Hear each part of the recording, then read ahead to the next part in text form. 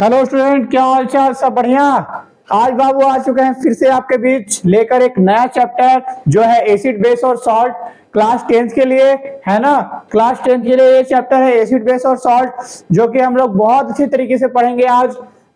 जिनको भी रिवीजन करना है, वन शॉट है ये, रिवीजन करना है वो रिवीजन कर सकते हैं। ठीक है, जिनको क्लास करनी है तो जो नए नए स्टार्ट किए हैं क्लास 10th के लिए पढ़ने के लिए वो भी स्टार्ट कर सकते हैं इसको, वो भी इस वीडियो को देख सकते हैं। और जिनको पढ़ने का शौक है, ठीक है, जो क्लास 10th में नहीं है, क्लास 9th में है, क्लास 8 में है, पढ़ने का शौक है, जानकारी लेने का शौक है, वो भी पढ़ सकते हैं बाबू। ठीक है, तो पढ़ने की कोई उम्र नहीं होती है, तो इसलिए आप भी इस चीज को पढ़ सकते हो और बिना किसी हिचक के फुल कॉन्सेप्ट इसको इसमें बताया जाएगा। तो आइए, क्लास 10th वाले बच्चे बहुत ध्यान से रखेंगे इसको कि कैसे हम लोग आज इस चैप्टर को चटनी की तरह हवा में उड़ा देंगे, चटनी की तरह हवा में उड़ा देंगे, है ना। कैसे आज ये उड़ता परिंदा बनेगा एसिड बेस और सॉल्ट, है ना। इससे क्वेश्चन आते हैं बाबू। ठीक है, इससे क्वेश्चन बहुत आते हैं, मतलब 20 नंबर के तो क्वेश्चन आ ही जाते हैं ऑब्जेक्टिव और सब्जेक्टिव मिला के। तो ये बहुत अच्छा चैप्टर है एसिड बेस और सॉल्ट। फर्स्ट चैप्टर कोई पढ़ के आता नहीं है और एग्जाम में उसी चीज से पूछ देता है। ठीक है, तो आइए पढ़ें स्टार्ट करते हैं। देखो, जनरली हम लोग क्या जानते हैं कि इनकी जो प्रॉपर्टी है, जनरली हम लोग ये जानते हैं कि जो एसिड होता है वो सॉर होता है टेस्ट में, जो बेस होता है वो बिटर होता है टेस्ट में, है ना। जो सॉल्ट होता है वो सॉल्टी होता है टेस्ट में। ठीक है, अब लेकिन आज जो पढ़ने वाले हैं, आज जो हम लोग पढ़ेंगे इसके फिजिकल प्रॉपर्टी के बारे में, केमिकल प्रॉपर्टी के बारे में। ठीक है, इसके सॉल्ट एसिड बेस, ठीक है, और इनके रिएक्शन के बारे में पढ़ेंगे और इनके नेचर के बारे में पढ़ेंगे। कैसा इनका नेचर होता है, क्या स्वभाव होता है। नेचर कहने का मतलब बाबू लक्षण, स्वभाव बाबू, स्वभाव कैसा होता है इनका, कैसा ये बिहेव करते हैं अगर एक दूसरे के सामने, है ना। मान लो ये एसिड है, ये बेस के सामने आया, तो ये एसिड है, ये बेस के सामने आया, तो इसके साथ ये कैसा बिहेव करेगा। ठीक है, अगर अच्छा बिहेव कर रहा है तो, या बुरा बिहेव कर रहा है ना। एसिड है, ये सॉल्ट के साथ आया, कैसा बिहेव किया। ये सॉल्ट है जो बेस के साथ, बेस के पास गया, उसके साथ उसके घर में गया, इसके अंदर चला गया, तो वो कैसा बिहेव कर रहा है। तो इसी चीज के बारे में हम लोग पढ़ेंगे। तो आइए स्टार्ट करते हैं। क्या स्टार्ट करेंगे कि जैसे कि हम लोग जानते हैं कि ये जो छोटे छोटे टॉपिक हैं, ये जो छोटी छोटी बातें हैं, आप लोग जानते होंगे कि जो सॉल्ट है जो सॉल्टी होता है, बेस है जो बिटर होता है, एसिड है जो सॉर होता है जो टेस्ट में। ठीक है, आगे जब हम लोग बात करेंगे मेनली जो एसिड के बारे में बात करेंगे, तो एसिड बाबू एक तरह का केमिकल सब्सटेंस होता है। एसिड होता क्या है, एक तरह का ये केमिकल सब्सटेंस होता है। ठीक है, acid are chemical substance which are sour in taste, turn blue litmus paper to red litmus paper and gives H plus ion their aqueous solution। जब इसको एक्वस सॉल्यूशन के अंदर हम लोग डालते हैं तो ये H प्लस आयन क्या करता है, हमें देता है। H प्लस आयन क्या करता है, ये रिलीज करता है, छोड़ देता है ना। जैसे कि इसको घर में बुलाया HCl को, ये HCl है, ठीक है। HCl को घर में बुलाया, ठीक है। इसको पानी में तो डाल दिए HCl को। अब जैसे ही इसको पानी में डाल दिए, क्या किया इसने, देखो H प्लस आयन को क्या किया अलग, Cl माइनस को क्या कर दिया अलग। तो बाबू जो एसिड है वो क्या देता है हमारा, H प्लस आयन देता है। इसको रट लेना, H प्लस आयन देता है। ये पूछेगा कि बताओ H प्लस आयन है जो कौन देता है बाबू, तो सीधा बोलना एसिड देता है। कौन देता है, एसिड देता है। ठीक है, जो एसिड होता है वो सॉर होता है इन टेस्ट में। ठीक है, it turns blue litmus paper two red litmus paper. जब हम लिटमस पेपर के ऊपर ब्लू लिटमस पेपर ले लेते हैं, ब्लू लिटमस पेपर के ऊपर, ठीक है, जब हम एसिड को गिराते हैं, जब हम एसिड को गिराते हैं, मान लो एसिड है, ठीक है, ये गिराना स्टार्ट कर दिया। जैसे ही ब्लू लिटमस पेपर के ऊपर एसिड को गिराएंगे, ये रेड लिटमस पेपर में क्या कर जाएगा, कन्वर्ट कर जाएगा। जहां पे गिराओगे वहां पे ये क्या हो जाएगा, रेड लिटमस में कन्वर्ट हो जाएगा। किसको कन्वर्ट कर देगा, ब्लू लिटमस पेपर को। अगर मैं बात करूं आगे की ओर, तो जब ये एक्वस सॉल्यूशन के अंदर जाते हैं, एसिड जब एक्वस सॉल्यूशन के अंदर हम लोग डालते हैं तो ये H प्लस आयन देता है। ये क्या देता है, H प्लस आयन देता है। क्या देता है, H प्लस आयन देता है। इसका जो एग्जांपल है जैसे कि हाइड्रोक्लोरिक एसिड है ना। हाइड्रोक्लोरिक एसिड को जैसे ही हम लोग पानी के अंदर डालेंगे, पानी का सॉल्यूशन के अंदर, किसी भी सॉल्यूशन के अंदर डालेंगे, तो वो क्या करेगा, H प्लस आयन देगा। क्या देगा, H प्लस आयन देगा। ठीक है, ऐसे ही अगर बेस की बात की जाए, ऐसे ही अगर बेस की बात की जाए, तो जो बेस होता है वो भी एक केमिकल सब्सटेंस है, बट ये बीटर होता है टेस्ट में। बीटर होता है टेस्ट में। कैसा होता है टेस्ट में, बीटर होता है। Turn red litmus paper two blue litmus paper and give OH minus ion in their aqueous solution. जब इसको एक्वस सॉल्यूशन के अंदर डालते हैं, बेस को जब एक्वस सॉल्यूशन के अंदर डालते हैं बाबू, तो ये OH माइनस आयन देता है। क्या देता है, OH माइनस आयन देता है। बहुत याद रखना, जो एसिड बेस होता है वो बीटर होता है टेस्ट में। It turn red litmus paper two blue litmus paper. दो तरीकों से यहाँ पे लिखा हुआ है, दो तरीकों से इसलिए हम लोगों ने लिखा है ताकि आपको जैसे याद करना है आप वैसे याद करो। मान लो आपको एक लाइन में याद करना है तो आप एक लाइन में याद कर दो, या आपको बोला गया एग्जाम में कि give the property of base, तो give the property of base लिख दो यही। ठीक है, 3 प्रॉपर्टी लिख दो ऐसे अलग अलग करके कि इसका टेस्ट के बारे में लिख दो, फिर लिटमस पेपर के बारे में लिख दो, फिर क्या कर दो उसके एक्वस सॉल्यूशन के बारे में लिख दो जो देता है, फिर एग्जांपल लिख दो। 4 तो ऐसे हो जाएंगे प्रॉपर्टी, है ना। तो दिमाग से खेलो, दिमाग से खेलो, तो इस तरह से आप लोग एग्जाम में लिख सकते हो। तो देखो देखो क्या होता है कि जो बेस होता है which are soluble in water, जो वाटर में सोल्यूब हो जाता है वो होता है अल्काइल, वो होता है अल्काइली। अल्काइली जो होता है वो वाटर में जब बेस सोल्यूब हो जाता है, मतलब घुल जाता है तो उसको बोलते हैं अल्काइली। क्या बोलते हैं, अल्काइली। जैसे में देखो कि अगर ये जो NOH है, मान लो क्या है ये NOOH है, अगर इस NOH की बात की जाए तो ये एक क्या है, ये क्या है, बेस है, जिसको हम लोग सोडियम हाइड्रोक्साइड भी बोलते हैं। क्या बोलते हैं इसको, सोडियम हाइड्रोक्साइड भी बोलते हैं।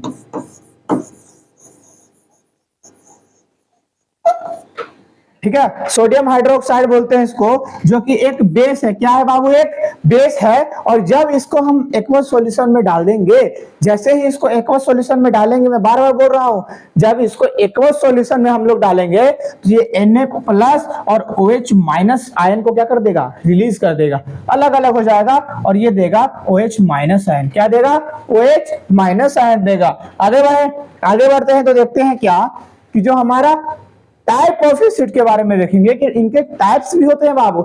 एसिड के बारे में तो हम लोग ने पढ़ा होगा क्लास 7 में, लेकिन टाइप्स के बारे में नहीं पढ़ा होगा कि कितने टाइप्स के एसिड होते हैं। सब्सटेंस को देखो क्या खेल है दुनिया का, कि पहले हम लोग ने सीखा कि सब्सटेंस होते हैं। क्लास 7 में क्या देखा कि मैटर्स इन आवर सराउंडिंग में पढ़ा था हम लोग ने कि जो हमारे चारों तरफ, क्लास 7 में पढ़ा होगा कि हमारे चारों तरफ बहुत सारे मैटर्स हैं, है ना। उन चीजों के बारे में पढ़े थे कि अलग अलग टाइप्स के मैटर्स होते हैं, है ना। Solid, liquid, gas. अब सॉलिड, लिक्विड, गैस के अंदर भी आ गया एसिड, बेस और सॉल्ट, और एसिड, बेस और सॉल्ट के अंदर भी आ गया टाइप्स ऑफ एसिड। जैसे कि अगर on the basis of occurrence की बात की जाए तो ऑर्गेनिक और इनऑर्गेनिक अलग अलग है, स्ट्रॉन्ग एसिड, वीक एसिड ये अलग अलग है। तो इस तरह के एसिड है जो कि डिवाइड होते रहते हैं। क्लास 11 में जाओगे ऑर्गेनिक एसिड के बारे में और चर्चा होगी।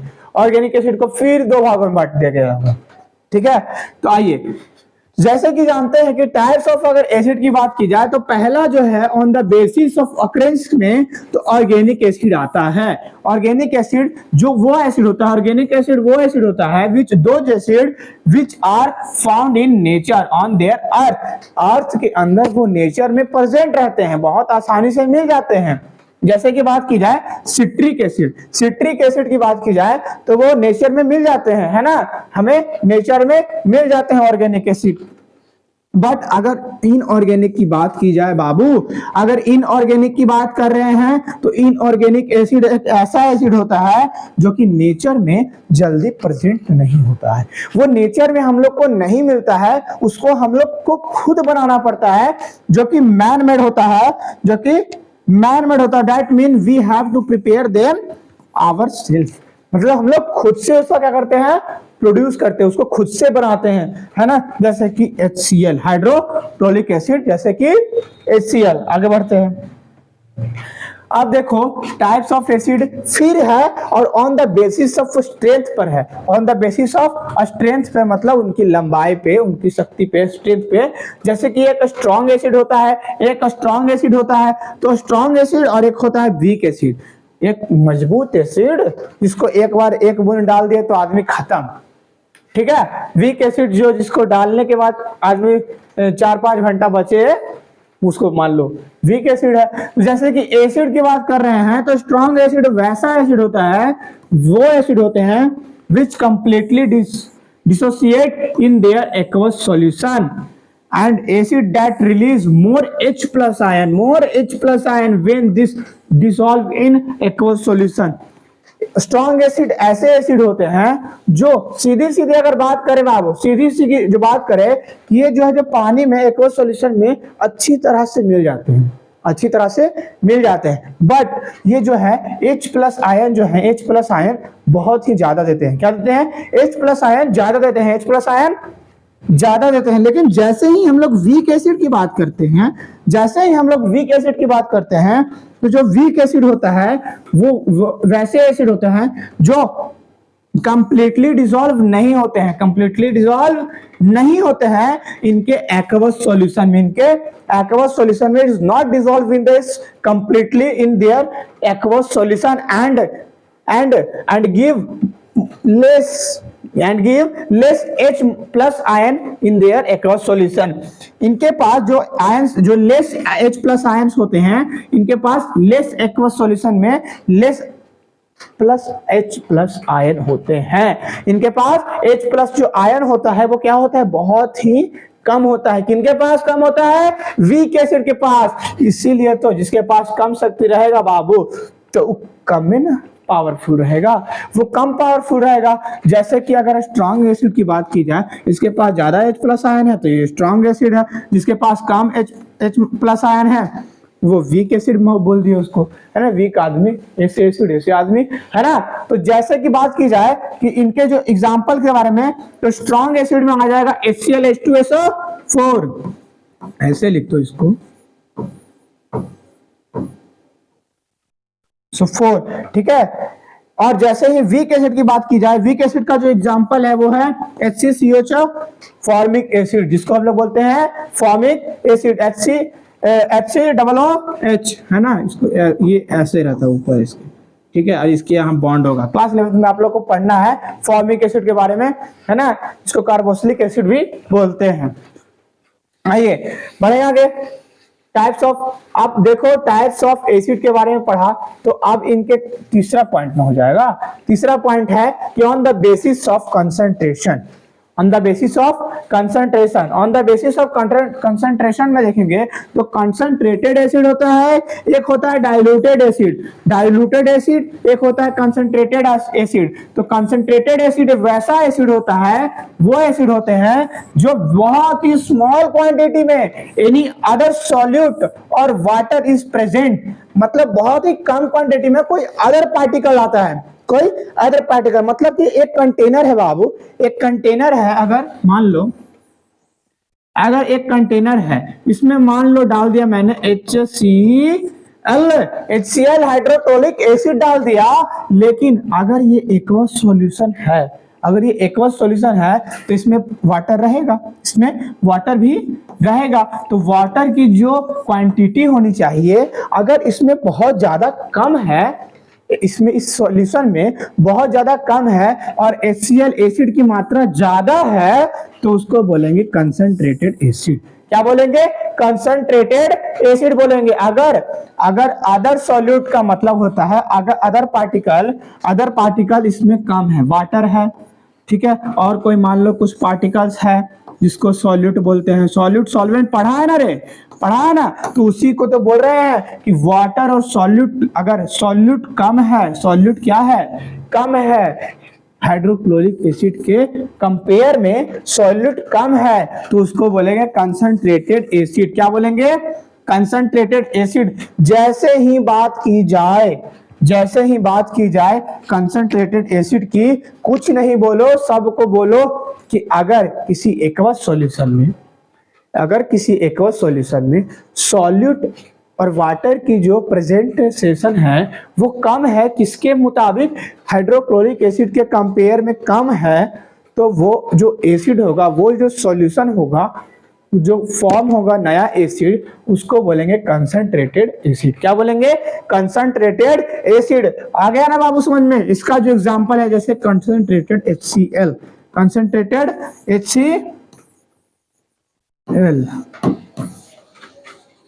तो जैसे ही कंसंट्रेटेड HCl कोई भी बोले, सीधा बोलो कंसंट्रेटेड एसिड है, ठीक है? ऐसा लिख के दिया रहेगा, ठीक है? एक ऐसा कंसंट्रेटेड लिख दिया जाएगा पॉइंट करके HCl, तो तुम लोग समझ जाओगे ना बाबू कि क्या है वो, क्या है वो, कंसंट्रेटेड एसिड है। अब बात करते हैं डाइल्यूट एसिड की। अगर बात करते हैं डाइल्यूट एसिड की, तो जो डाइल्यूट एसिड होता है वो ऐसा एसिड होता है जो जिनके पास जो क्वांटिटी ऑफ सॉल्यूट वाटर होता है वो बहुत slightly more than and they slightly dilute in nature।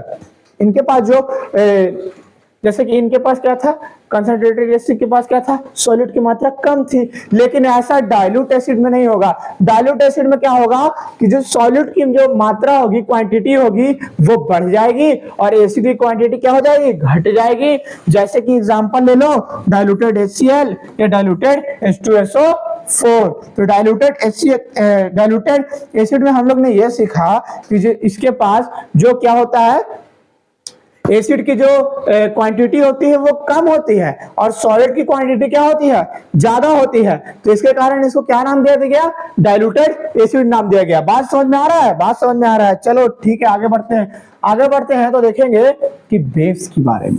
किनके बारे में? बेस के बारे में। अब टाइप ऑफ बेस के बारे में जान गए हम लोग, है ना? टाइप्स ऑफ एसिड के बारे में तो पता कर लिया कि टाइप्स ऑफ एसिड क्या होते हैं। अब टाइप ऑफ बेस के भी 3 टाइप्स होते हैं, है ना? On the basis of occurrence, on the basis of strength, है ना, on the basis of concentration. तो तीनों एक ही है एसिड बेस और सॉल्ट में, बट कुछ कुछ डिफरेंट है, कुछ कुछ डिफरेंट है। अब देखो, जैसे ऑर्गेनिक बेस की बात की जाए, ऑर्गेनिक बेस की बात की जाए तो ऑर्गेनिक बेस वैसे बेस होते हैं, एसिड नहीं, वैसे बेस होते हैं, वैसे बेस होते हैं which are found in nature, naturally on the earth. Same है ना, है कि नहीं सेम? बस एसिड की जगह बेस लगा दो, बेस की जगह एसिड लगा दो, ऑर्गेनिक बेस बन जाएगा, ऑर्गेनिक एसिड बन जाएगा। ऑर्गेनिक बेस पूछा है तो organic base those base which are found in nature on the earth. On the earth, earth के वो आसानी से मिल जाते हैं नेचर में हम लोग को, तो उनको बोलते हैं ऑर्गेनिक बेस। और इनऑर्गेनिक बेस बता दोगे ना, इनऑर्गेनिक तो बेस बता दोगे ना, वही चीज है बाबू, बस एसिड की जगह क्या करना है, बेस लगाना है। तो इनऑर्गेनिक बेस वैसे बेस होते हैं which are not present in nature, which are not present in nature. तो which are not present in nature on the earth, we can them synthetically and for example NOH sodium hydrochloric acid. मतलब इसको हम लोग खुद से बनाते हैं, इसको हम लोग खुद से बनाते हैं। इनऑर्गेनिक जो एसिड होता है, इनऑर्गेनिक बेस होता है, इन चीजों को हम लोग क्या करते हैं, खुद से बनाते हैं, है ना? खुद से हम लोग मैन मेड, इसको बोल सकते हैं कि मैन मेड एसिड होता है। जैसे HCl जो होता है, HCl जो एसिड होता है वो हम लोग खुद बनाते हैं, ठीक है, लैबोरेटरी में उनको। तो और जो कि अगर बेस की बात की जाए तो NOH, ये सोडियम हाइड्रोक्साइड, इसको भी क्या करते हैं, मिक्स करके, बहुत से मॉलिक्यूल्स को मिक्स करके, है ना, सोडियम को मिक्स कर देते हैं, हाइड्रोक्साइड को मिक्स करते हैं, तब जाके क्या बनता है, इनऑर्गेनिक बेस बनता है, ठीक है। आगे बढ़े, आगे बढ़ेंगे तो देखेंगे on the basis of strength. वही बात है बाबू कि स्ट्रॉन्ग बेस, तो स्ट्रॉन्ग बेस वहां पे क्या दे रहा था, स्ट्रॉन्ग एसिड में क्या दे रहा था, H प्लस दे रहा था ना बाबू, H प्लस दे रहा था। अब यहाँ पे कुछ नहीं देगा, OH माइनस दे देगा। यहाँ पे क्या देगा, OH माइनस दे देगा, बस यहाँ पर देगा OH माइनस। इतना याद रखो कि जो स्ट्रॉन्ग बेस होता है कि वो वैसे बेस होते हैं जो कंप्लीटली डिसोसिएट हो जाते हैं एक्वस सॉल्यूशन में, बट जो इनके जो रिलीज होती है मोर OH माइनस, मोर OH माइनस, ठीक है, ये याद रखना कि मोर OH माइनस आयन क्या करते हैं, डिसॉल्व होते हैं इनके एक्वस सॉल्यूशन में, मोर OH माइनस आयन ये रिलीज करते हैं, ठीक है। जैसे में NOH, ठीक है। अब देखो वीक एसिड, वीक बेस और वीक एसिड, बस बेस के एसिड के जगह बेस लगा दो। तो वीक बेस में हम लोग ने देखा कि जो बेस होते हैं which are not completely dissociate in their aqueous solution. and base which are released less OH minus ion when dissolved in aqueous solution।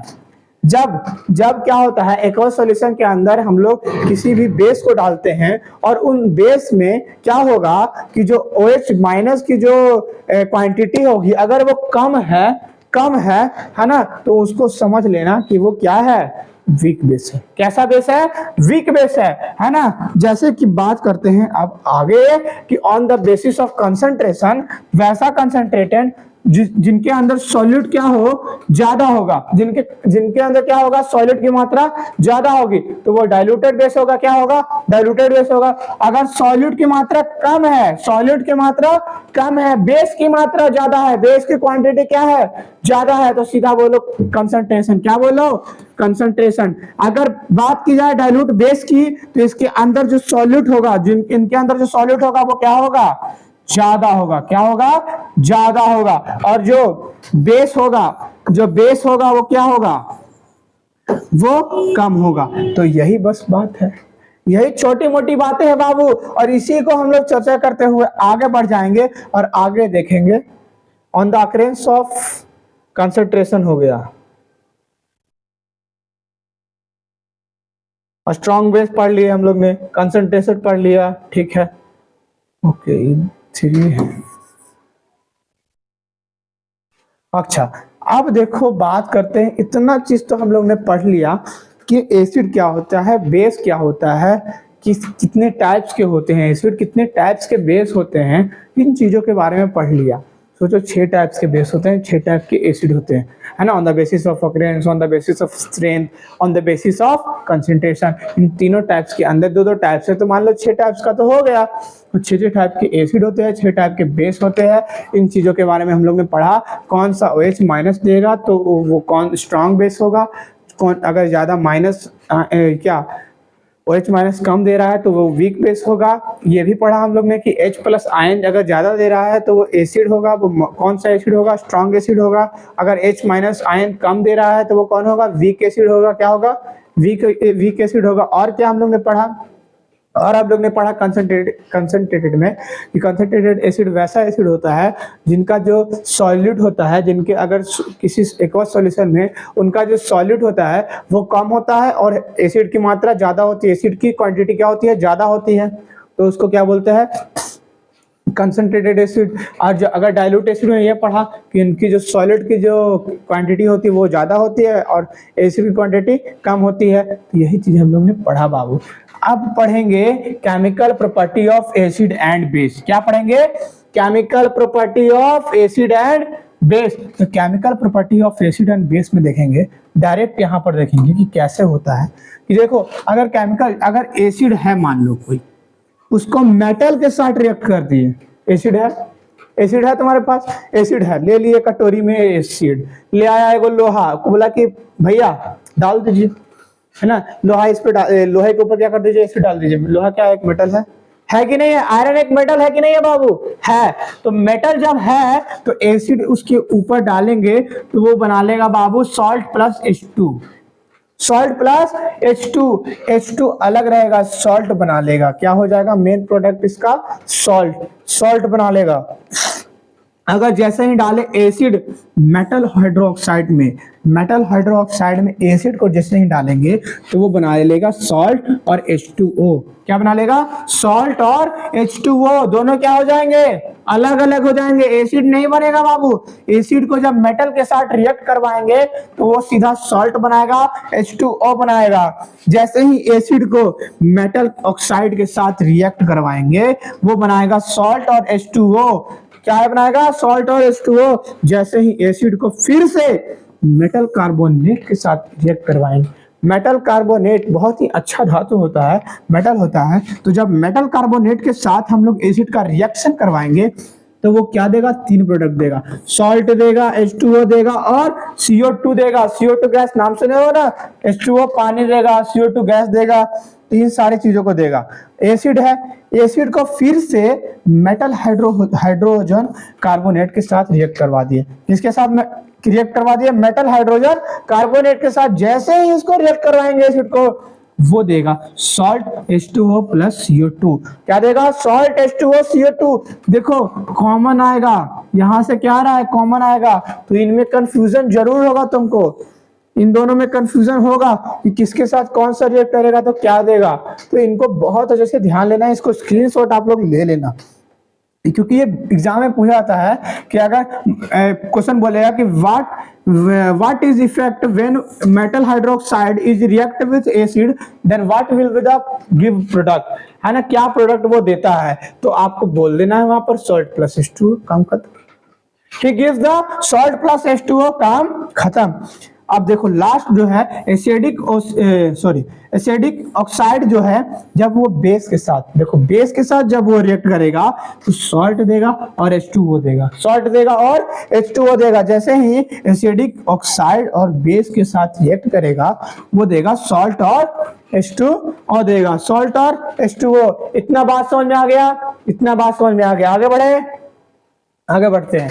अब देखो, अब एक छोटा सा क्वेश्चन है, मैं तुमसे पूछूं कि क्या होगा अगर एसिड और बेस को दोनों को एक कंटेनर में डाल दें, दोनों को एक कंटेनर में अगर हम डाल देंगे एसिड और बेस को, तो क्या होगा? तो देखो यहाँ पर साफ साफ दिया गया है कि reaction of acid base with each other, एक दूसरे के साथ रिएक्शन होगा तो क्या होगा? तो बाबू जब when an acid and base are react with each other and react with each other, the reaction is called neutralization। उस रिएक्शन को क्या बोलेंगे? न्यूट्रलाइजेशन रिएक्शन बोलेंगे। मतलब कि वो जो एसिड और बेस का जो कंटेनर होगा, जो एक ही कंटेनर में हम लोग ने एसिड और बेस को डाला है, वो क्या हो जाएगा? न्यूट्रल हो जाएगा। कैसा सब्सटेंस हो जाएगा? न्यूट्रल सब्सटेंस हो जाएगा। ना वो एसिड रहा ना वो बेस रहा, क्या बन गया? न्यूट्रल, मतलब साल्ट बन गया बाबू। न्यूट्रल मतलब सॉल्ट्स बन गया। क्या बन गया? सॉल्ट्स बन गया। जैसे ही एंड या in this process H plus ion and OH minus ion are involve into generate water. और जो H प्लस आयन होता है, H प्लस आयन किसका? एसिड का। एसिड का H प्लस आयन, एसिड का। OH का माइनस, बेस का क्या है? OH minus. जब ये दोनों मिलता है तो क्या बनाएगा? H2O बनाएगा। क्या बनाएगा? H2O। जैसे ही H प्लस को, OH को और H2O को जोड़ेंगे या इन दोनों को रिएक्ट करवाएंगे, इन दोनों मिला के ये दोनों क्या करेगा? आपस में मिलके क्या बन जाएगा? H2O बन जाएगा। क्या बन जाएगा? H2O बन जाएगा। और H2O का मतलब पता है ना बाबू? H2O का मतलब क्या होता है? वाटर होता है। क्या होता है? वाटर होता है। समझ में आ रहा है? बात समझ में आ गया? आगे बढ़ते हैं, है ना, आगे बढ़ते हैं तो देखेंगे कि क्या है। अब देखो आगे क्या है, आगे है सॉल्ट के बारे में। ठीक है, आगे है सॉल्ट के बारे में। यहाँ एसिड है, ये एसिड है, ये बेस है। देख लो, यही न्यूट्रलाइजेशन हो रहा है। यहाँ पे न्यूट्रलाइजेशन हो रहा है ना। ये एसिड है, ये बेस है, इन दोनों को डाल दे रहे हैं कंटेनर में, तो क्या हो जाएगा? ये न्यूट्रल हो जाएगा, मतलब सॉल्ट बना लेगा। क्या बना लेगा? सॉल्ट बना लेगा। बाबू जो सॉल्ट का फॉर्मेशन है, अब सॉल्ट का फॉर्मेशन पढ़ेंगे। एसिड बेस का तो काम खत्म हो गया, एसिड बेस का जितना काम था वो सारा खत्म हो गया, लेकिन अब है सॉल्ट का। सॉल्ट का जो ऐसा है बाबू, salt is an ionic compound formed by the neutralization reaction. देखा ना, अभी मैंने यहाँ पे पीछे बताया कि जब एसिड और बेस को जब हम दोनों एक कंटेनर में डाल देंगे तो वो क्या हो जाएगा? कौन सा प्रोसेस कहेगा? न्यूट्रलाइजेशन प्रोसेस कह लेंगे। और उसी न्यूट्रलाइजेशन प्रोसेस को हम लोग सॉल्ट भी बोल सकते हैं। ये जो बन गया, ये जो कंटेनर में बन गया सब्सटेंस, ये जो इस कंटेनर में सब्सटेंस बना है, ये है क्या? ये है सॉल्ट। ये है क्या? ये है सॉल्ट। जो कैसे बना है? न्यूट्रलाइजेशन रिएक्शन के साथ बना है। किसके प्रोसेस से बना है? न्यूट्रलाइजेशन रिएक्शन के प्रोसेस से बना है। जैसे देखो, एसिड को बेस के साथ अगर हम क्या करें? रिएक्ट करवाएंगे तो वो सॉल्ट देगा और प्लस H2O देगा, मतलब वाटर देगा। H2O मतलब वाटर देगा। तो H2O जैसे ही वाटर देगा, सॉल्ट तो देगा ही देगा, जिसको न्यूट्रलाइजेशन हो जाएगा, और वाटर भी वो रिलीज कर देता है। वाटर भी क्या कर देता है? रिलीज कर देता है। कैसे रिलीज करता है? एसिड का H प्लस, एसिड का H प्लस और बेस का OH minus, OH minus. For example जैसे कि HCl को NOH के साथ जैसे ही हम लोग क्या करते हैं, मिक्स करते हैं, है ना, रिएक्ट करवाते हैं, तो जैसे ही न्यूट्रलाइजेशन का प्रोसेस शुरू होता है वो बना देता है NaCl और वाटर। तो बाबू हम पूछेंगे कि NaCl है क्या, तो NaCl एक साल्ट है बाबू, कॉमन साल्ट।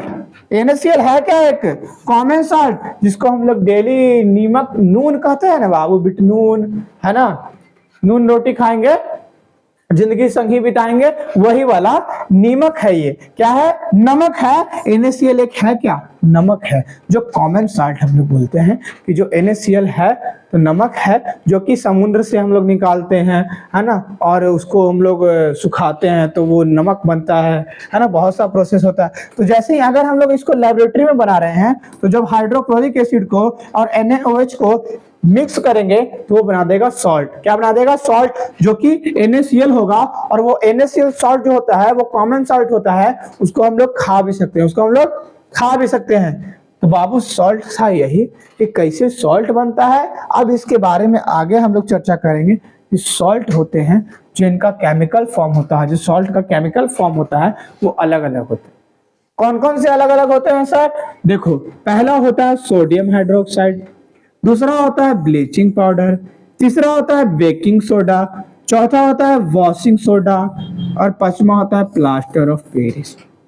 बस बस यही 4-5 गो चीज है बाबू, यही 4-5 गो चीज है जो केमिकल फॉर्म है सॉल्ट का। केमिकल फॉर्म है सॉल्ट का मतलब सॉल्ट है जो इसी रूप में पाए जाते हैं। तो देखो इसको एक एक करके हम लोग पढ़ेंगे, एक एक करके पढ़ेंगे तो हम लोग को ये दिखाई देगा कि सोडियम हाइड्रोक्साइड जिसको हम लोग कॉस्टिक सोडा भी बोलते हैं, सोडियम हाइड्रोक्साइड जिसको हम लोग कॉस्टिक सोडा भी बोलते हैं, ठीक है, वो ऐसा सोडा होता है जैसे कि इसका जो केमिकल फॉर्म होता है वो NOH तो होता ही है।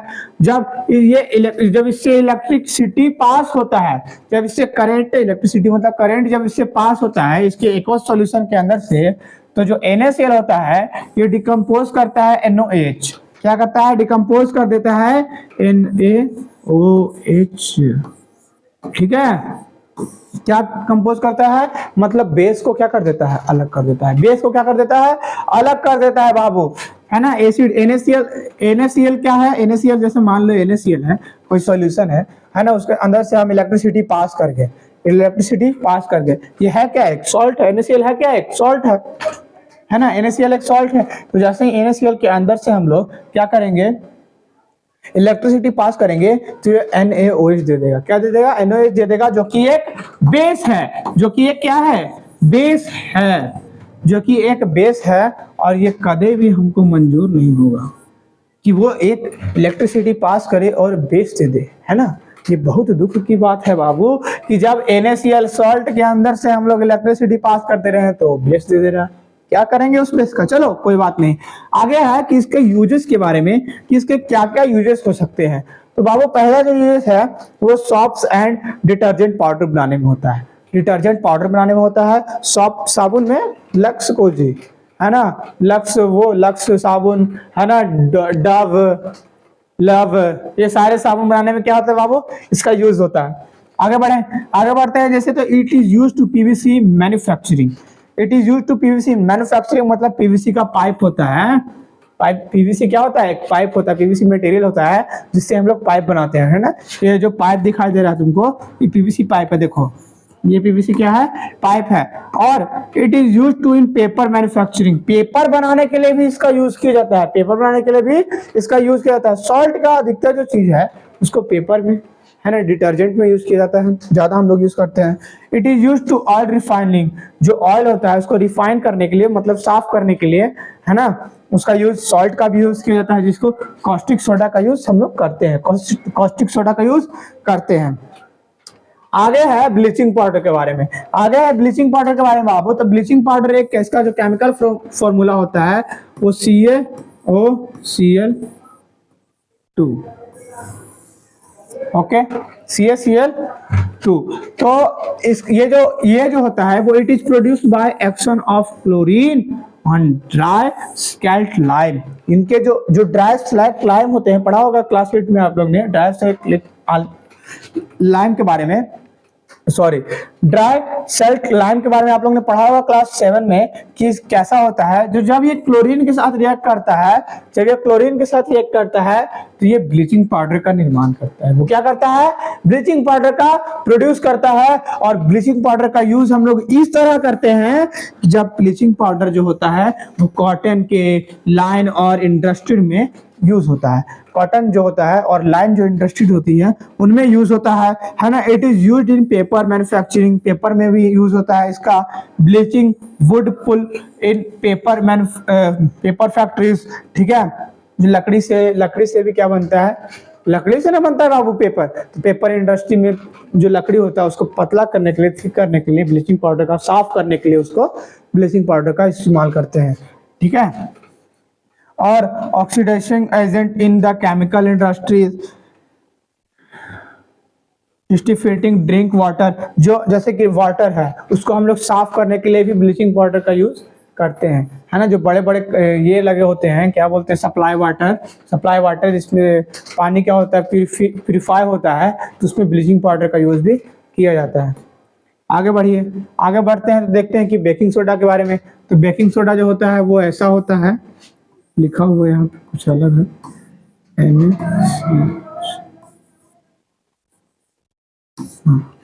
इस तरह से, ठीक है। इन्हें कि इसमें ये साथ में लिख देना ऊपर में। तो ये इसका केमिकल फॉर्मूला होता है। जो बेकिंग सोडा होता है बाबू, जो बेकिंग सोडा होता है वो कार्बन ऑक्साइड आइस के साथ रिएक्ट करता है जब, तो ammonia then sodium hydroxide carbonate form, क्या होता है? सोडियम हाइड्रोनेट कार्बन फॉर्म होता है। यहाँ जो लिखा हुआ है NaHCO3, जो सोडियम हाइड्रोजन कार्बोनेट फॉर्म होता है, ठीक है, हाइड्रोजन फॉर्म होता है। और इसका जो यूज होता है, बेकिंग सोडा का जो यूज होता है वो कुछ इस प्रकार होता है कि it is used in making cold drink जो ठंडा होता है, जैसे कि कोको कोला, लिम्का, है ना, जिससे गला तुम्हारा जल जाए, जिससे गला तुम्हारा जलता है थोड़ा सा, है ना। तो जो जैसे कोको कोला पीते हैं तो हमारा गला हल्का जलता है ना। और क्या, स्प्राइट पीते हैं तो हमारा गला हल्का जलता है, लिम्का पीते हैं तो गला हमारा हल्का हल्का जलता है। तो ये सब चीजें जो जिससे गला जलता है उसमें बेकिंग सोडा का यूज होता है बाबू। क्या होता है? बेकिंग सोडा का यूज होता है। अगर बात करें माजा की, तो माजा में साजा नहीं है बाबू। माजा में कोई ऐसा चीज नहीं है कि हमें सजा लगे। तो मजा है ना। माजा का मतलब ही क्या है? मजा है। तो माजा में कुछ बेकिंग सोडा का यूज नहीं होता है, उसमें कुछ और केमिकल्स का यूज होता है ना। लेकिन केमिकल सब कोल्ड ड्रिंक में रहता है बाबू, ये याद रखना। It is used in the manufacturing of fire extinguishing, जैसे कि फायर एक्सटिंग्विशन का जो यूज होता है, जैसे कि आग लग गया तो वहां पर यूज होता है। जैसे कि जो CO2 बनता है, हाइड्रोजन कार्बोनेट जो बनता है, तो उसमें रहता है बेकिंग सोडा, उसमें प्रेजेंट रहता है। And it is used in the, क्या है, it is use in the related incident, जैसे कि कुछ मान लो एक्सीडेंट हो गया, ठीक है, तो इंसिडेंट्स में इनका यूज होता है, ठीक है। तो it is use in form of making baking powder, baking soda से ही बेकिंग पाउडर बनता है। क्या बनता है? बेकिंग सोडा से ही बेकिंग पाउडर, ब्लीचिंग पाउडर नहीं बाबू, बेकिंग पाउडर, ठीक है, याद रखना। वॉशिंग सोडा की बात करते हैं। वॉशिंग सोडा का जो ये केमिकल फॉर्मूला होता है कुछ इस प्रकार, Na2CO3 into 10H2O, ठीक है, इस तरह से लिखना आपको। चलिए, तो क्या होता है कि so this washing soda is form by future continue this process. जब हम इस चीज को कंटिन्यू करते रहते हैं तब हमें वॉशिंग सोडा मिलता है, वॉशिंग सोडा प्रोड्यूस होता है। जब इस चीज को हम लोग कंटिन्यू फॉलो करते रहते हैं, बार बार इसी चीज को लिखते रहेंगे। अब देखो यूज ऑफ वॉशिंग सोडा, इसका जो यूज होता है वॉशिंग सोडा का, ज्यादातर ये आएगा नहीं, तो इस पे आप लोग को ध्यान नहीं देना है कि हाँ हमको समझ में नहीं आ रहा है, ऐसे ये आता नहीं है। बस इनके केमिकल फॉर्मूला को याद रखो, ठीक है। कैसे बनता है ये कोई नहीं पूछेगा, बस इनके केमिकल फॉर्मूला को याद रखो। पूछ देगा कि वॉशिंग सोडा का जो केमिकल फॉर्मूला है, ये वाला केमिकल फॉर्मूला है वो क्या है, तो बस इस चीज को याद रखो। और उनके यूजेस के बारे में पूछ दे सकता है ज्यादा, तो इनके यूजेस इस प्रकार हैं कि it is used in the glass shape and paper industries, paper में तो सारा सॉल्ट का यूज होता है बाबू, ये ध्यान रखना, क्योंकि पेपर को क्या करना पड़ता है हम लोग को, साफ करना, साफ करने के लिए सॉल्ट का यूज करना पड़ता है, साफ करने के लिए सॉल्ट का यूज करना पड़ता है। अब देखो, it is use in glass shape and paper industry, it is also use in cleaning agent on this house, it is use for removing hardness of water, hardness of water जैसे कि मान लो detergent, washing soda का use detergent में किया जाता है। तो जैसे डिटर्जेंट में किया जाएगा तो देखते हो जब हम लोग सर्फ एक्सेल घड़ी या कोई भी एरियल वगैरह वगैरह बहुत सारे डिटर्जेंट होते हैं जो हम लोग ज्यादातर यूज करते हैं, सर्फ एक्सेल या घड़ी है ना, जिसका प्रचार आता है घड़ी सर्फ एक्सेल का। तो एरियल का नहीं सुने होंगे आप लोग, एरियल का प्रचार बहुत कम आता ही नहीं है, लेकिन सर्फ एक्सेल का हमने देखा है प्रचार टीवी पर, घड़ी का भी है ना। ये क्या बोलते हैं उसको, हम नहीं दो हम लोग ने कपड़ा नहीं खींचा है ना, उस टाइप के आते हैं, हम लोग ने कपड़ा नहीं खींचा है, ये किसी और ने खींचा है, इन पे 2 हाथों का बल लगा है वगैरह वगैरह, एक चक्की, एक क्या क्या बोले नींबू का है ना। तो ऐसा कुछ नहीं रहता है, उसमें वॉशिंग सोडा रहता है बाबू, ठीक है। कोई भी डिटर्जेंट रहे उसमें वॉशिंग सोडा बिल्कुल रहेगा, क्योंकि तुमको साफ करना है कपड़े को, क्या करना है, सब कपड़े को साफ करना है। तो देखो ये मान लो ये वॉशिंग सोडा है, तो वॉशिंग सोडा को जब हम लोग वाटर में इन्वॉल्व करते हैं तो वाटर का जो हार्डनेस होता है बाबू, वाटर का जो हार्डनेस होता है वो थिन हो जाता है, वो क्या होता है, पतला हो जाता है। तुम लोग सोचोगे कि सर मोटा होगा कि पतला होगा, उसमें तो और कुछ ज्यादा इन्वॉल्व कर दे रहे हैं, तो नहीं बाबू, उसका जो हार्डनेस होता है ना, हार्डनेस होता है वो कम हो जाता है, ठीक है। मतलब हाथ अंदर सीधा चला जाएगा, अभी रोकेगा कोई नहीं, उनके मॉलिक्यूल्स में क्या जाएंगे, चेंजेस आ जाएंगे। आगे बाबू प्लास्टर ऑफ पेरिस, तो प्लास्टर ऑफ पेरिस में ये देखेंगे, पीओपी में ये देखेंगे कि जो केमिकल फॉर्मूला होता है इसका वो कुछ इस प्रकार से होता है, देख लीजिएगा, into 1/2 ये होता है ना, ये ठीक है ये। चलिए, तो इसका जो प्लास्टर ऑफ पेरिस का क्या होता है, chemical formula CaCO4 into ½ H2O, इसको ऐसे याद करिएगा, CaCO4 into ½ H2O, 1/2 नहीं, ½ H2O ऐसे याद करना है। इसका केमिकल फॉर्मूला होता है जो कि प्लास्टर ऑफ पेरिस का होता है। जब प्लास्टर ऑफ पेरिस को, जब gypsum, sorry, plaster of Paris का कैसा फॉर्म होता है वो देखेंगे कि जब जिप्सम को हम लोग 100 डिग्री सेल्सियस पे क्या करते हैं, हीट करते हैं, तब ये वाटर को क्या कर देता है, लूज कर देता है, वाटर मॉलिक्यूल्स इसके क्या होते हैं, लूज होते हैं, और तब ये बिकम बनता है प्लास्टर ऑफ पेरिस। क्या बनता है, प्लास्टर ऑफ पेरिस तब बनता है। अब प्लास्टर ऑफ पेरिस तो बाबू बन गया, तो प्लास्टर ऑफ पेरिस का यूज कैसे होता है, तो प्लास्टर ऑफ पेरिस का यूज बाबू सबसे बढ़िया एग्जांपल है आपके लिए,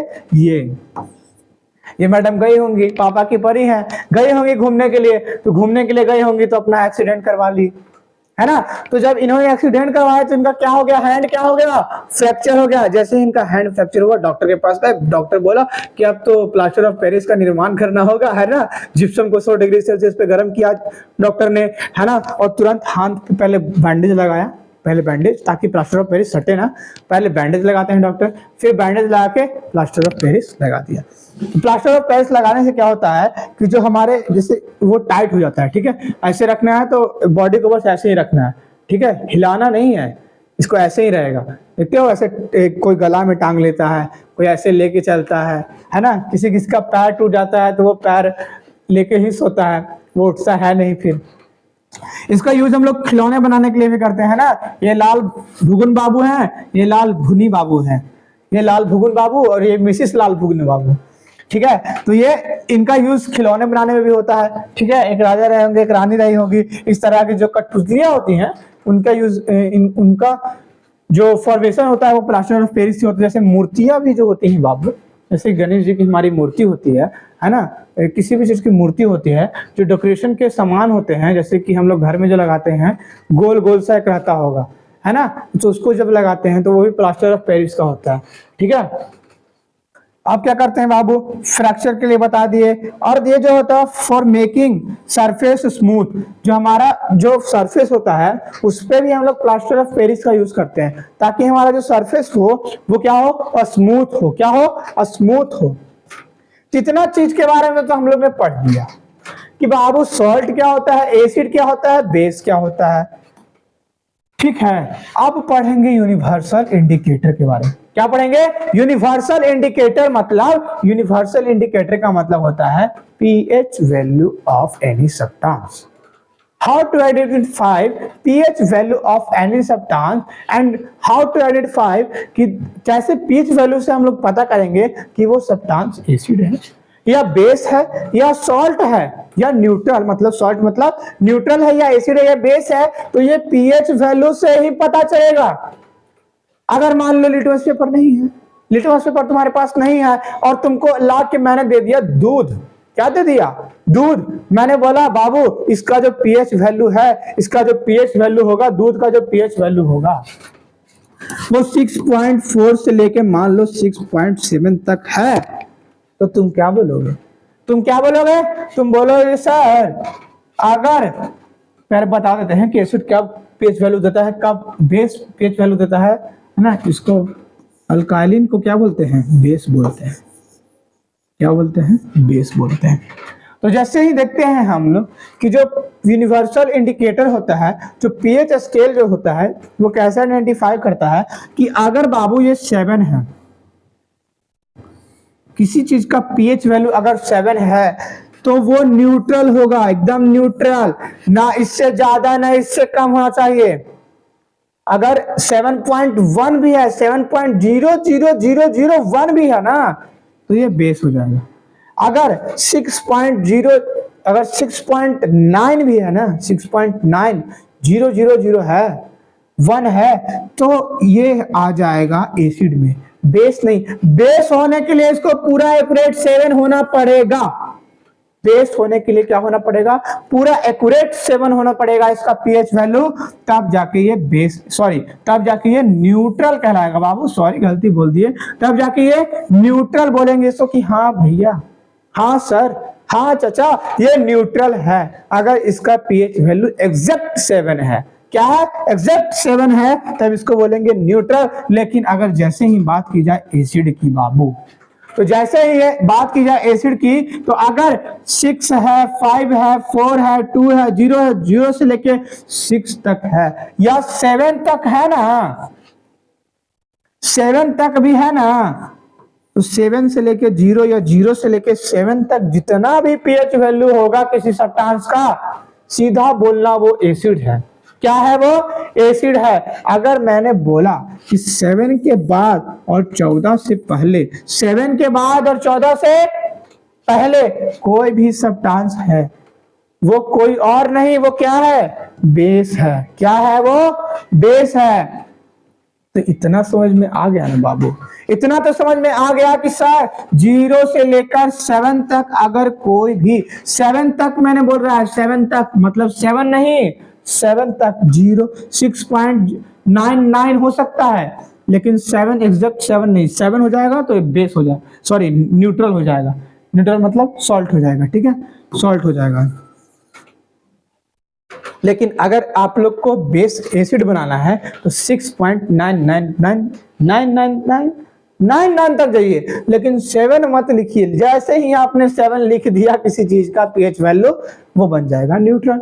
क्या बन जाएगा? न्यूट्रल बन जाएगा। आइए देखते हैं इसके बारे में थोड़ा सा और डिटेल में पढ़ते हैं क्या क्या लिखा हुआ है इसके बारे में। It is a mixture of several indicators which show different colour at the different concentration of H+ ion in this solution. इसमें H+ आयन के क्या होते हैं? कंसंट्रेशन, जैसे कंसंट्रेशन में हम लोग ने देखा था कि H+ आयन गिव करता है, तो जब H+ आयन, इसमें H+ आयन को ही दर्शाया जाएगा, OH- आयन को ही दर्शाया जाएगा, है ना। बेस है तो OH- आयन को दर्शाया जाएगा। उनके कलर्स के बारे में, दर्शाया जाएगा। जो एसिड ज्यादा, जितना रेड है वो ज्यादा एसिडिक होगा, जितना कम रेड है वो उतना ही कम, मतलब इधर वाले स्ट्रांग होंगे, इधर वाले क्या होंगे? स्ट्रांग होंगे, इधर वाले वीक होंगे। ठीक है, इधर वाले जो बेस होंगे, जितना ज्यादा ब्लू है बेस उतना ज्यादा बेसिक होगा। ठीक है, स्ट्रांग बेस होगा, ये सारे वीक होंगे। ठीक है, तो देखो ये बोलता है कि if substance has pH value less than 7 then it is called acidic, and if substance has pH value greater than 7, then it's called basic. And if the pH है, P4 नहीं है, if the pH value of substance is exactly 7, then it is called neutral.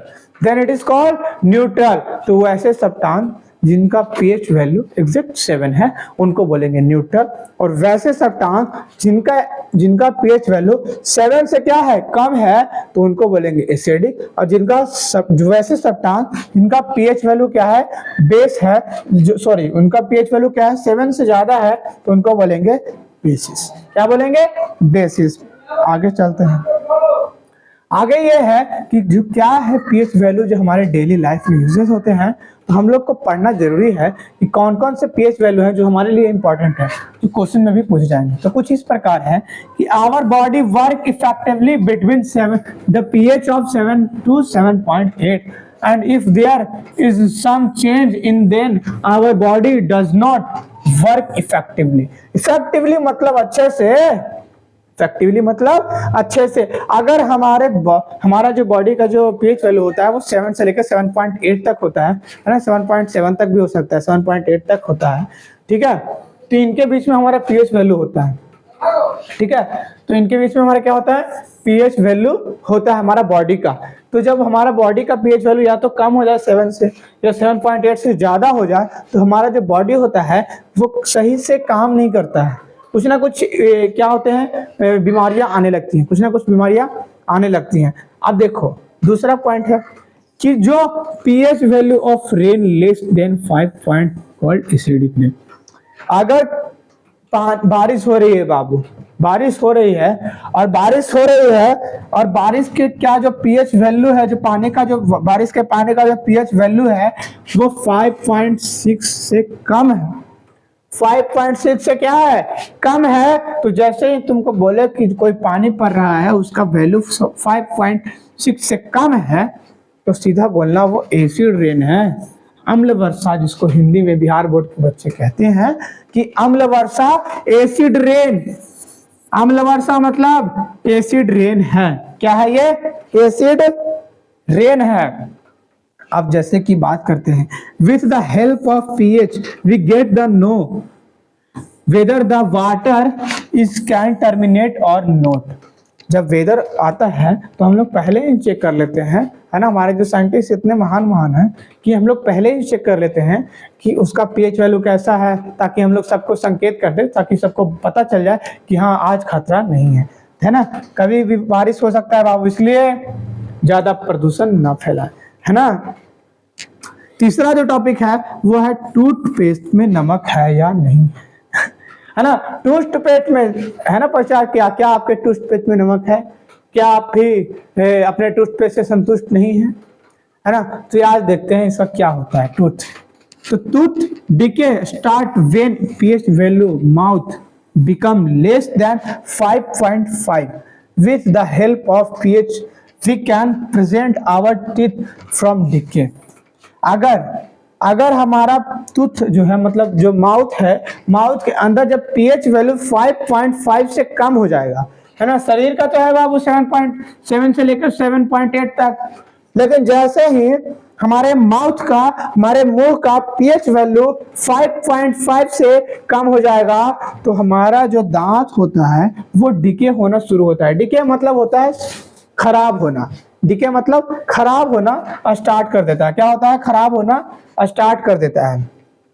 अब देखो तीसरा जो fourth last point है वो है कुछ इस प्रकार।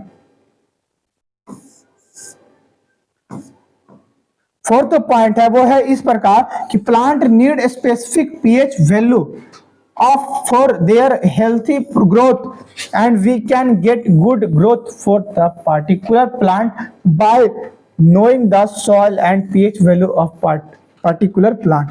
देखो अगर हम लोग प्लांट भी क्या करते हैं, प्लांट क्या करते हैं, जब हम लोग ग्रो करना होता है, मान लो प्लांट तुम लोग ने रोपा, ठीक है, पेड़ मट्टी लाया, तो पहले मट्टी का pH वैल्यू जान लो कि मिट्टी का पीएच वैल्यू कैसा है, एसिडिक है, बेसिक है या न्यूट्रल है। न्यूट्रल है तो बहुत अच्छा, एसिडिक है तो हल्का हल्का अच्छा, और बेस है तो बहुत बहुत अच्छा।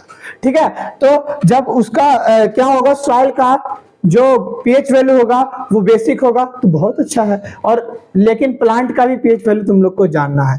तो जैसे ही प्लांट का पीएच वैल्यू तुम लोग जान जाओगे तो हमारे दुनिया में हरियाली ही हरियाली आएगी। फिर लेके जाना बागान में, ठीक है, खेलेंगे हम लोग अच्छे से, है ना, खेलेंगे अच्छे से, झुलवा लगाना, खेलना।